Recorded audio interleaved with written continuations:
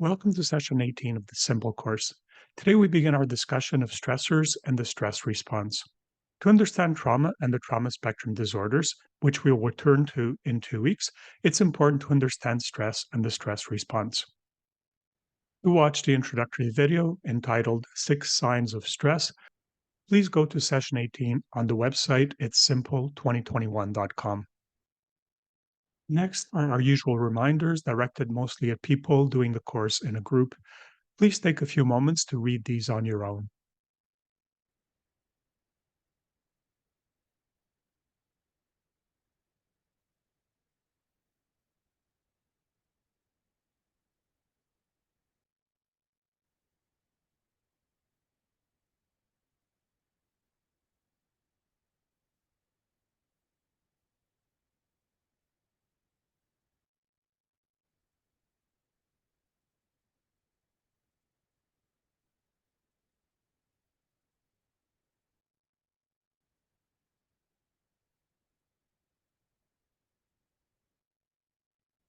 To watch this week's mindfulness practice video entitled Progressive Muscle Relaxation, please go to the website now.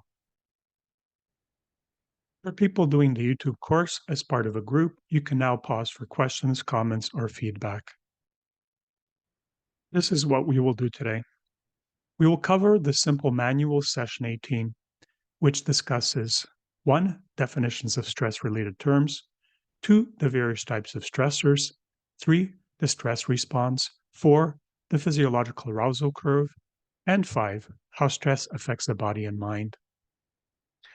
At the midway point, we'll take a break. We'll also have time for discussion. As a preview, in 2 weeks, we'll discuss trauma and traumatic stress, and in 4 weeks, trauma and dissociation. Now, please rate how well you think you did your homework this past week. What is a good place to start a discussion of such an important and relevant topic as stress? Why don't we start with 2 quotations about stress and resilience from 2 people who were familiar with stress. Friedrich Nietzsche in Ecce Homo said, "Resilient individuals divine remedies for injuries. They know how to turn serious accidents to their advantage. That which does not kill them makes them stronger." And Ernest Hemingway, in A Farewell to Arms, wrote, "The world breaks everyone, and afterwards many are stronger at the broken places." Let's define stress and some stress-related terms. Stressor is a physical or psychological challenge, the well-being of an organism. Stress is an organism's physiological and psychological reaction to a stressor. Stressors and stress can be acute or chronic and range from mild to severe. Acute lower-intensity stressors and stress are less damaging to and can even strengthen the organism. Chronic high-intensity stressors and stress are more harmful to the organism. Eustress is physical or psychological stress that benefits or strengthens the organism. For example, exercise or engaging in an intellectually or emotionally challenging activity. Distress is an aversive state of stress to which the person cannot fully adapt, but which may not have long-term effects. Traumatic stress is when the stressors emotionally overwhelm the individual's coping mechanisms and have long-term consequences, such as PTSD or complex PTSD. Stress coping resources determine how people cope with stress. They include attachment style, coping skills, social supports, socioeconomic factors, etc. These resources determine, for each person, the point at which eustress becomes distress and distress traumatic stress. If we define illness broadly as feeling physically or emotionally unwell, then stress is by far the most common source of illness in the world. Is there such a thing as a classification for stress and stressors? Not a classification per se, but stress is often divided according to its intensity and duration, which of course are both on a spectrum. The intensity and duration of the stressor, as well as the person's stress coping mechanisms, determine if stressor is positive, tolerable, or toxic. Positive stress is associated with brief increases in heart rate, intensified focus, and mild elevations in levels of stress hormones. Tolerable stress is associated with serious but temporary stress responses mitigated by positive buffering influences or relationships. Toxic stress involves intense and prolonged activation of stress response systems without positive buffering influences or relationships. We perform the best when under a moderate amount of stress. Stressors and stress range in duration from acute or brief to chronic or long term. Acute stress is a response to a short term stressful situation, such as an upcoming exam or evaluation, an argument with a friend or partner, or being late or stuck in traffic. Acute stress can provoke anxiety and symptoms like an upset stomach. Acute stress makes a person feel challenged and excited and gives people the energy to perform better. Acute stress often ends shortly after the situation is resolved. Chronic stress is a response that continues for many hours to years. Chronic stress can be a result of a bad relationship, a difficult job, a toxic environment, or ongoing health problems. Chronic stress can have very significant negative effects on the body and mind and lead to chronic anxiety and depression.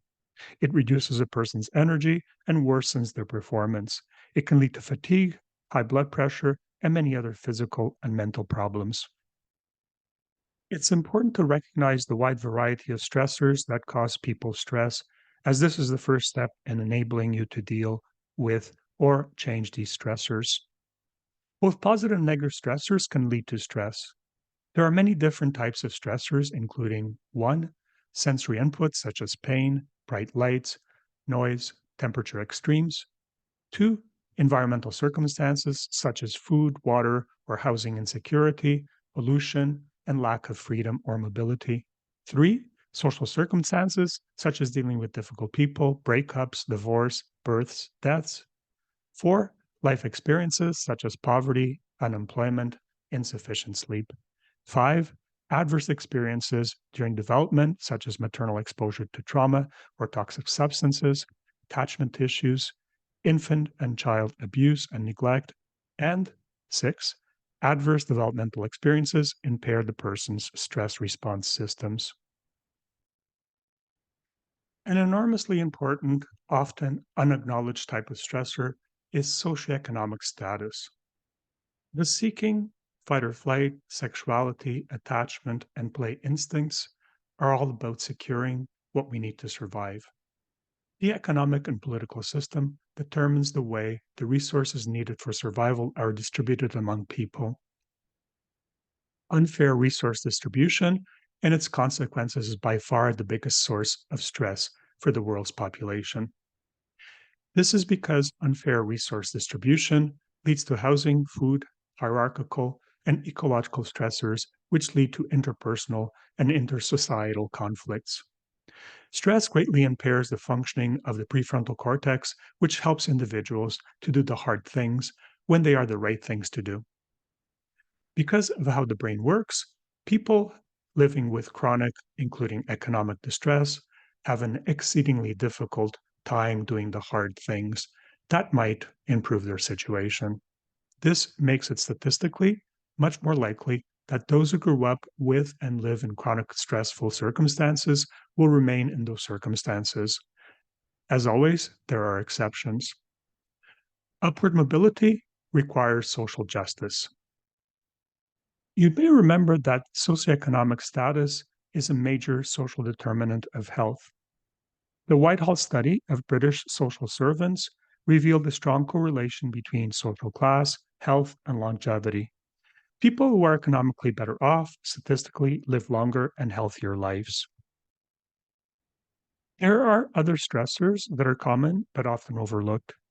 They include experiences of discrimination, which, as the survey of Huron and Perth residents revealed, is more common in Indigenous, immigrant, and visible minority groups, but is also experienced by white non immigrants. In the Perth Huron survey, the most commonly reported discriminatory experiences included inappropriate jokes and derogatory language. The perceived basis for discrimination included race or skin color, ethnicity or culture, gender, physical appearance, or Indigenous identity. One type of stressor that has received much attention recently is gaslighting. It is also referred to as emotional abuse. The term gaslighting is derived from the title of a 1938 British stage play, Gaslight, in which one of the characters uses psychological manipulation to make another character question her sanity. Gaslighting is when one person intentionally twists another person's perception of reality for their own gain.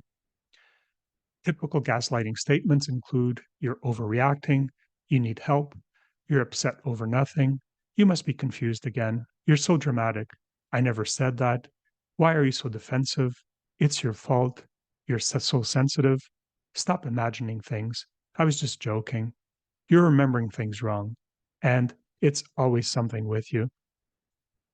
Gaslighting is a form of emotional abuse.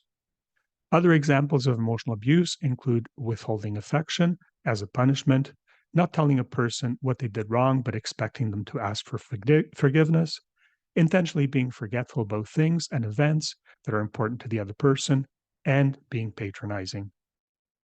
It seems that today people are more stressed than they've ever been before. Some groups of people experience disproportionate amounts of stress, including those with poor health, disabilities, low income, single parents, and young people belonging to a cohort known as a Gen Z. The most common cited contributors to stress among North Americans are too many responsibilities, problems with finances, work issues, and health issues. People feel stressed not only by immediate personal issues, but also by social ones, including inflation, the future of their country, violence and crime, access to healthcare, and increasing global tensions and conflicts. The younger you are, the more likely you are to report feeling completely overwhelmed by stress. The stress reported by people 18 to 34 years old is off the charts. Women also report feeling more stressed than do men. In the year 2020, in the US, all generations reported worsening mental health compared to the previous year. The greatest worsening in mental health was, however, among Gen Z. Are there ways of objectively assessing the stress a person is experiencing? The Holmes and Ray scale attempts to quantify the amount of stress a person is experiencing. How many of the stressful life events on the Holmes and Ray stress scale have you experienced in the past year? The Holmes and Ray scale is a risk assessment tool which predicts a person's likelihood of having physical and or psychological health problems and needing to access healthcare. According to the American Institute of Stress, a score on the Holmes and Ray of 300 or more leads to an 80% chance of health breakdown within 2 years. A score of 150 to 299 to a 50% chance of illness, and a score of less than 150 to only a slight risk. Because the original Holmes and Ray scale was designed for adults, there's also a modified Holmes and Ray scale for non-adults, that is, children, adolescents, and the elderly. What do we know about the physiology of stress, which I believe is called the stress response? The body's stress response is controlled by two systems, the endocrine and the autonomic nervous systems. The endocrine stress response uses hormones to transmit information. These hormones include cortisol and adrenaline. The most important players in the endocrine stress response are the hypothalamus, pituitary gland, and adrenal gland. There are the components of the endocrine system that are not directly related to the stress response. These include the thyroid and the gonads. The autonomic nervous system is part of the nervous system and uses electrical signals and neurotransmitters to transmit information. It has two main branches, the sympathetic, which is involved with preparing the body for action, and the parasympathetic, which is involved in physiological repair and energy conservation. Using a car metaphor, the sympathetic branch is the accelerator, the parasympathetic the brakes. What purpose does a stress response serve in life? One way to look at what the role of the stress response in animals, including humans, is to consider Stephen Porges' polyvagal theory. Imagine a wild animal such as a gazelle living in the Serengeti plains of Africa. Gazelles spend most of their time grazing. As they do that, they are calm. The calm state of autonomic activation is like an idling car. The sympathetic engine is turned on, and the car would slowly move forward, were it not for the parasympathetic brakes also being on. Now, imagine that a lion suddenly appears in the distance.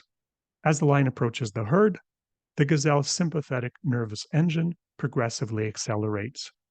As it does, the parasympathetic brakes stay on, and the gazelle does not move, but becomes increasingly fearful. This state of activation is called hyperfreeze, or the orienting response, because the gazelle's physiology, such as heart rate, blood pressure, glucose levels, are all very high, but the gazelle remains immobile or frozen in place. Then suddenly, when the lion gets too close, the gazelle's parasympathetic brakes release, unleashing the sympathetic accelerator. This is the flight component of the fight-flight response. The chase is on. These increasing states of activation are called alert, hyperfreeze, and fight-flight. Hyperfreeze is the state of activation at which the gazelle's sympathetic activation is at a maximum, but parasympathetic brakes stop her from moving. The gazelle is frozen in fear. When the brakes release, the gazelle goes from hyperfreeze to full flight. Eventually, the gazelle either escapes or is caught. If it is caught, it is likely to go into a state of activation known as hypofreeze or feigned death. In this state, the parasympathetic dorsal handbrake goes on, causing a drastic decrease in sympathetic and physiological activation that is difficult to distinguish from death. The engine is sputtering but hasn't completely stopped as it does in death. In hypofreeze or feigned death, the gazelle is hardly breathing. Its heart rate is extremely low, and it may be unconscious or in an altered state of consciousness. In this state, if it is killed by the lion, its death may be relatively painless. If for some reason it is spared, as prey are known to suddenly switch from hypofreeze back into fight or flight, it may escape and survive. The arousal curve, which describes the range of an organism's physiological states of activation in response to stressors, helps us to understand human stress and trauma. We become physiologically activated when our resources become depleted or we feel threatened. In humans, the increasing states of activation are referred to using a variety of terms: calm, concern, worry, anxiety, apprehension, fear, panic, and terror. Hypofreeze is a state that can manifest as helplessness, depression, numbness, or dissociation. Stephen Porges' polyvagal theory revolutionized our understanding of the autonomic nervous system and of trauma. The human nervous system has been evolving for hundreds of millions of years. It is what is called phylogenetically ancient. The autonomic nervous system originates in the emotional brain, has a highway called the vagus nerve, and ends in all the internal organs and muscles. It has one accelerator and two brakes. The accelerator is a sympathetic branch of the autonomic nervous system. As with a car that is in gear but at a standstill, if you don't press the brake, it will slowly go forward. The parasympathetic branch is the brake. It has two components, the dorsal and the ventral nuclei. One, the dorsal nucleus, is phylogenetically ancient and, like the handbrake, is all or nothing. When it is activated, it results in immobilization. Two, the ventral nucleus, evolved in the last 200 million years when mammals came into existence.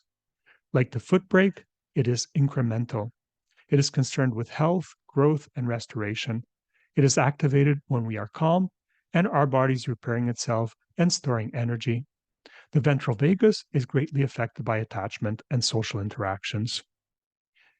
This slide depicts human physiological activation and its four main states: calm/alert, fight/flight, hyperfreeze, and hypofreeze.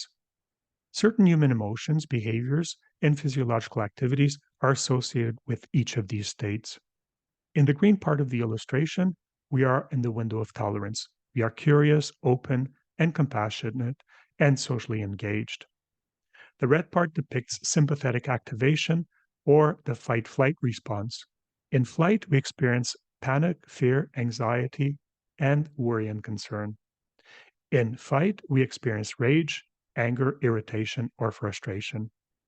The blue depicts dorsal parasympathetic activation or hypofreeze, in which we experience helplessness, depression, numbness, dissociation, shame, hopelessness, feelings of being trapped as we prepare for death. This is a very important slide. Take some time to look at it closely. It will help you to understand trauma and many other topics we'll discuss, such as dissociation. Physiological activation profiles are different in people with well regulated emotions and in those with dysregulated emotions. Those with well regulated emotions are better able to stay in the calm or alert state, which is known as the window of emotional tolerance or window of tolerance. Those with dysregulated emotions spend more time outside that window and also react to stress more intensely by going outside the window faster and further into fight or flight or into freeze. The states of activation have been summarized in this chart by author Babette Rothschild. The chart emphasizes that psychotherapy is only possible when the client is in the therapeutic window of activation that includes the calm and alert states. I'll repeat this because it's so important. Psychotherapy is only possible when the client is in the therapeutic window of activation that includes the calm and alert states. If the client is outside that window, the goal of therapy is to help them return to it. This is an extremely important chart, and I encourage you to pause and study it carefully. Whether a person is predominantly inside or outside the window of emotional tolerance has to do with stressors, but is also a part of their personality. People who are able to stay well regulated and in the window of tolerance tend to have very different experiences than those who are not. When we are in the window of tolerance, we are calm or alert.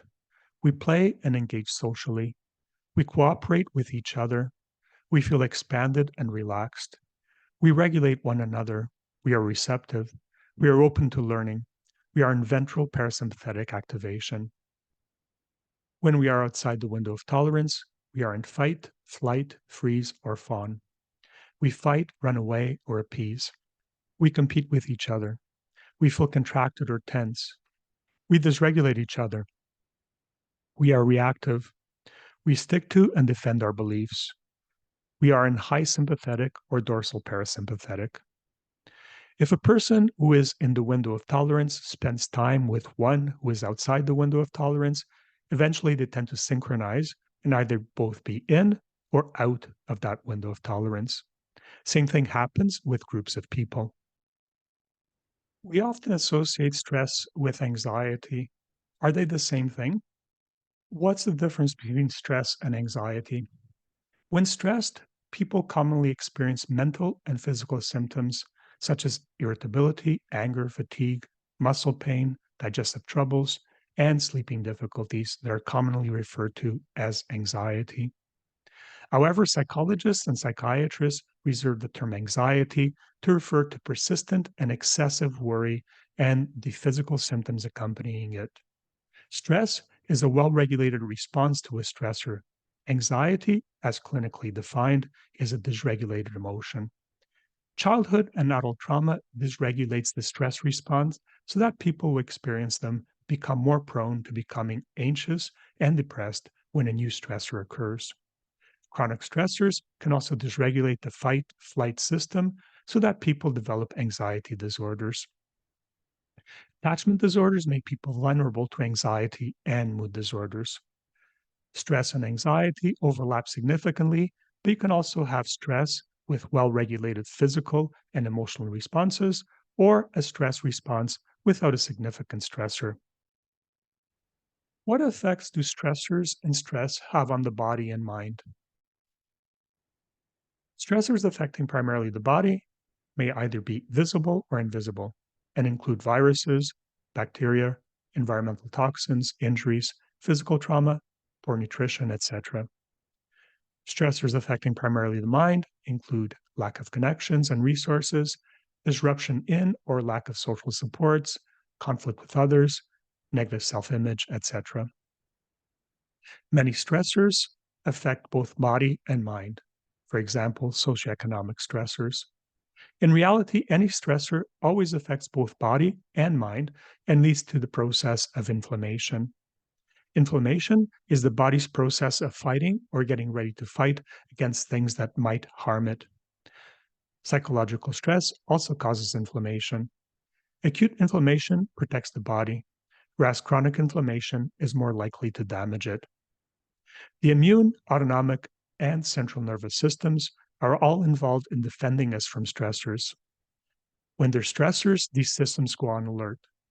In severe stress, they go on high alert. The immune, autonomic, and central nervous systems are the most complex and poorly understood of the body's various systems. Chronic stress can dysregulate the immune, autonomic, and central nervous systems, causing them to function poorly and to turn against the body in immune, autonomic dysfunction, autoimmune illnesses, and mood and anxiety disorders.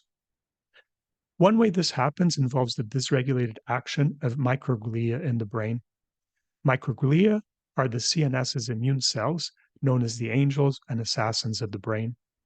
They are particularly active in the hippocampus, which is known to shrink in many psychiatric disorders.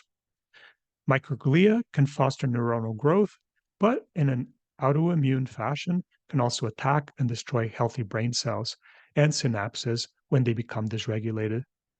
They can be dysregulated by, among other conditions, chronic and traumatic stress, autoimmune disorders, and traumatic brain injuries. Stressors and stress can affect us cognitively, emotionally, physically, and behaviorally. Cognitive symptoms of stress may include memory problems, inability to concentrate, poor judgment, seeing only the negative, anxiety or racing thoughts, and constant worrying. Emotional symptoms may include moodiness, irritability or short temper, agitation, inability to relax, feeling overwhelmed, a sense of loneliness and isolation, and depression or general unhappiness. Physical symptoms may include aches and pains, diarrhea or constipation, nausea, dizziness, chest pain, rapid heartbeat, loss of sex drive, and frequent colds. Behavioral symptoms may include eating more or less, sleeping too much or too little, isolation, procrastination, or neglecting responsibilities, using alcohol or other substances. The Yerkes-Dodson curve maps how human performance varies with the different states of activation. Not surprisingly, we function best when we are in the calm alert window of tolerance. Does the Diagnostic and Statistical Manual, DSM, list stress-related disorders? The DSM lists 4 classes of disorders that are likely related to stress. 1, the anxiety disorders, panic, specific phobia, social phobia, and generalized anxiety disorder. 2, the obsessive compulsive, stereotypic, and related disorders, obsessive compulsive disorder, body dysmorphic disorder, hoarding, hair pulling, and skin picking. 3, the trauma and stress related disorders, post traumatic stress disorder, acute stress disorder, adjustment disorders, and reactive attachment disorders. And 4, the dissociative disorders, dissociative identity disorder, depersonalization, derealization, and dissociative amnesia. Does stress affect children differently than adults? Children are able to cope with mild or positive stress on their own. When the stress is more severe, the presence of attuned and responsive adults makes a huge difference as whether the stress is tolerable or toxic. Tolerable stress has very different effects on children than does exposure to toxic stress. Positive stress leads to increased resilience and confidence, as well as development of coping skills. Children need positive stress for healthy development as they develop their skills and learn to master new tasks. Tolerable stress leads to adaptation and recovery with some possibility of physical or emotional damage. Toxic stress leads to lifelong consequences, including heart disease, alcoholism, memory and learning difficulties, anxiety and depression, and cancer. Because they may not yet have self soothing, and self protection skills, children are far more vulnerable to the world than adults and need adult protection. They are more vulnerable to stressors. Chronic severe stress is much more damaging to children than it is to adults. In part, that's because children have fewer resources, such as coping skills, ability to leave a bad situation, ability to fight back, than do adults. They are also in the window of learning, during which they form internal maps of the world that tend to persist once they are formed. If they are overstressed, they don't learn well, which sets them up for failure in school and for bullying.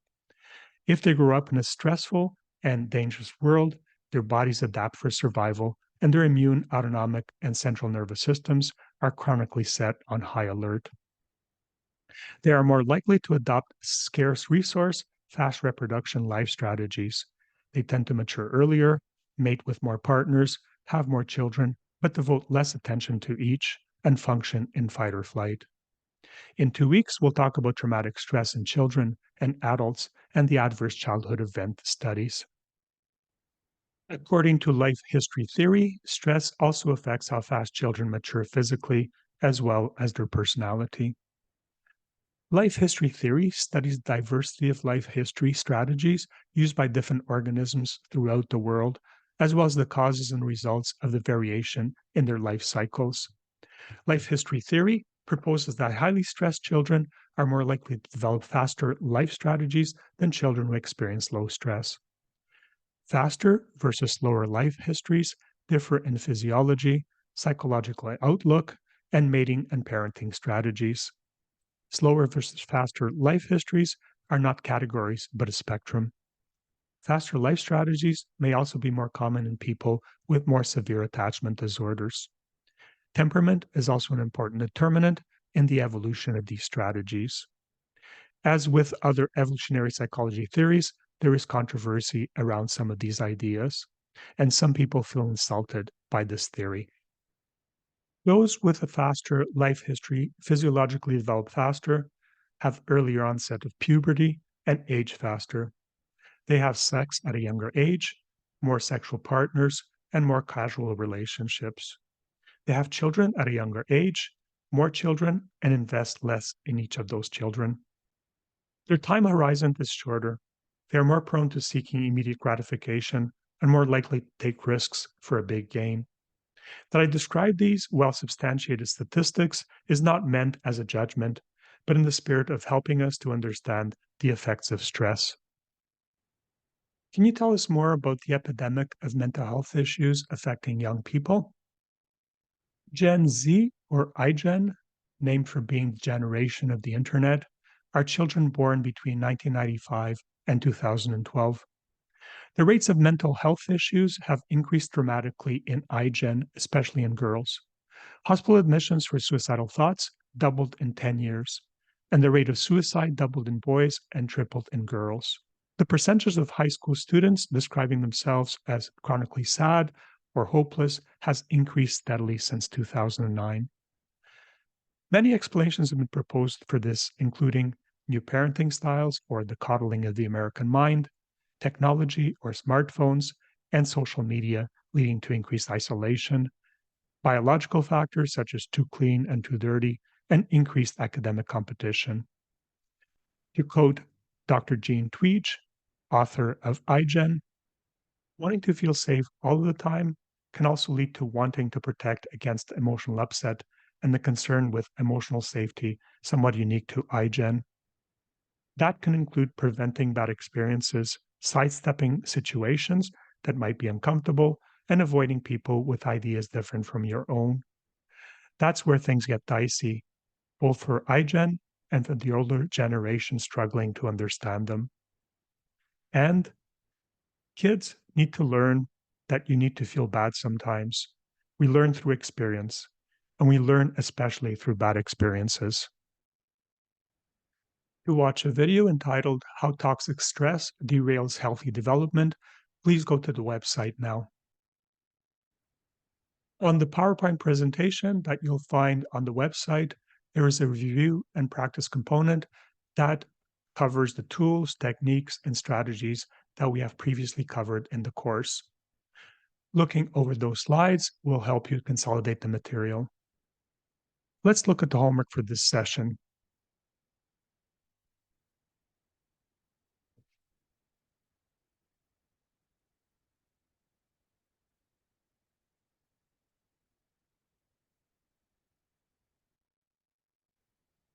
Thank you for spending this time with me today, and see you at the next session.